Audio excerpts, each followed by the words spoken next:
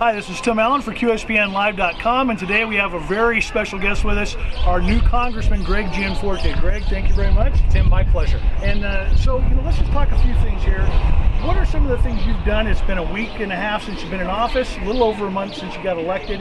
What have you been doing to kind of get prepared for this task at hand? Well, first, I just want to say to everybody listening, I am thrilled to be your representative, Montana's lone voice back in Washington. And the first thing I did on the floor was I kept a campaign promise to introduce a bill that said no balanced budget, no pay. Now, I will say there was some feedback from both the Republicans and the Democrats, so in a certain sense, I brought a new level of bipartisanship back to Washington. So that was the first thing. We need to make Washington more accountable to the people. So that was step one. The second thing that's happened is I've been appointed to the Natural Resources Committee, which I think is extremely important. This is the committee that oversees timber and mining and public land access, so I'm looking forward to being your voice back there. I've also been assigned to Trey Gowdy's committee on government oversight and reform. And boy, we could deal with a little more efficiency back in Washington as well. Absolutely, and that Natural Resources Board is huge for this area, especially with some of the mining and timber rights that have been taken away. So what are some things that you think they can address on that particular committee that are going to help places like Montana and around the country? Well, many of the people serving on this committee are from the East Coast and the West Coast. They don't understand the issues here on the ground in Montana. So that's my primary charge. Our public lands are a treasure. I'm very thrilled I've been assigned to the subcommittee on public land access. I'll be working with Liz Cheney from Wyoming, she's the chairwoman of that committee, to make sure we increase access to our public lands. But we also need to manage our public lands for multiple use. It's been very difficult with the regulations. This is the number one issue I've heard as I've traveled around the state, is Montanans feel they're covered up with federal regulations.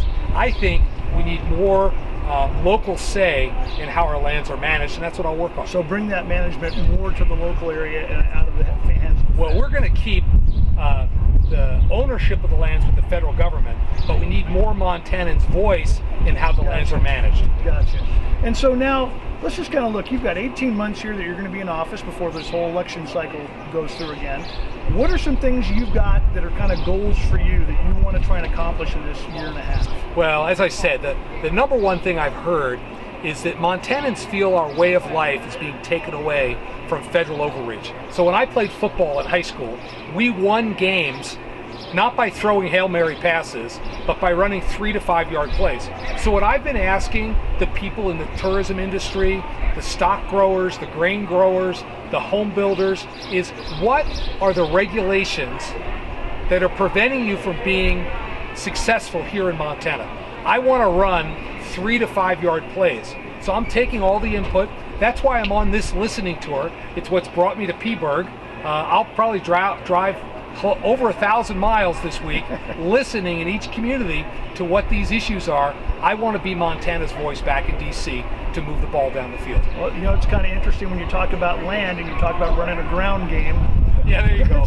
That's a great analogy right there. Yeah. So is there anything in particular in Congress that's kind of wowed you, set you back a little bit? Anything that's kind of been different? I mean, obviously, you went through the thing where you ran for governor. Didn't turn out as well as you had hoped. You got here, great victory here. So what are some different things that you've experienced that maybe don't compare to your professional and personal? Well, I would say that, again, I am just humbled and honored to be Montana's lone voice back in D.C. And I take that responsibility very seriously. And I recognize I am the only voice in Congress, so I have to represent all of Montana. So my message to everybody listening is my door's open, and I want to hear from you. Help me understand what the issues here on the ground, and I'll be your voice back in D.C.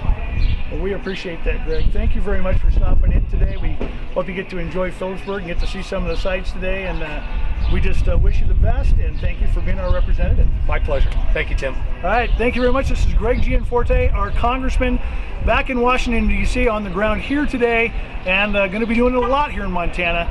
Reporting for QSPNLive.com, I'm Tim Allen.